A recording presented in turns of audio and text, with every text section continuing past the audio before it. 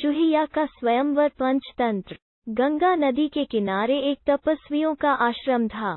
वहां याज्ञवल्क्य नाम के मुनि रहते थे। मुनि वह एक नदी के किनारे जल लेकर आचमन कर रहे थे कि पानी से भरी हथेली में ऊपर से एक चूहिया गिर गई। उस चूहिया को आकाश में बाज लिए जा रहा था। उसके पंजे से छूटकर वो नीचे गिर गई। मुनि ने उसे पीपल के पत्ते पर रखा और फिर से गंगाजल में स्नान किया। चूहिया में अभी प्राण शेष थे। उसे मुनि ने अपने प्रताप से कन्या का रूप दे दिया और अपने आश्रम में ले आए।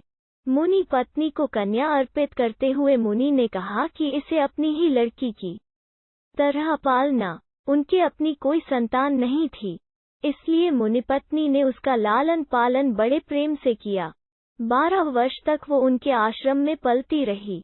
जब वो विवाह योग्य अवस्था की हो गई तो पत्नी ने मुनि से कहा, नाथ, अपनी कन्या अब विवाह योग्य हो गई है, इसके विवाह का प्रबंध कीजिए।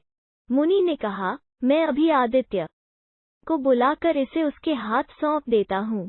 यदि इसे स्वीकार होगा तो उसके साथ विवाह कर लेगी, अन्यथा नहीं। मुनि ने यह त्रिलोक का प्रकाश देने वाला सूर्य प्रतिरूप से स्वीकार है। उद्धरण चिन्ह। पुत्री ने उत्तर दिया, तात, यह तो आग जैसा गर्म है, मुझे स्वीकार नहीं, इससे अच्छा कोई वर बुलाइए।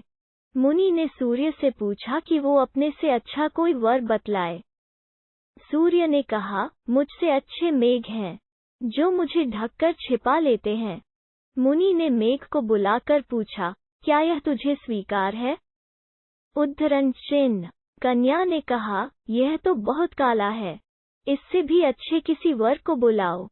मुनि ने मेघ से भी पूछा कि उससे अच्छा कौन है। मेघ ने कहा, हमसे अच्छी वायु है, जो हमें उड़ाकर दिशा दिशाओं में ले जाती है। मुनि ने वायु को बुलाया और कन्या से स्वीकृति पूछी। कन्या ने कहा, तात, यह तो बड़ी चंचल है, इससे भी किसी अच्छे वर को बुलाओ।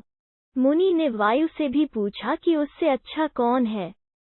वायु ने कहा, मुझसे अच्छा पर्वत है, जो बड़ी से बड़ी आंधी में भी स्थिर रहता है।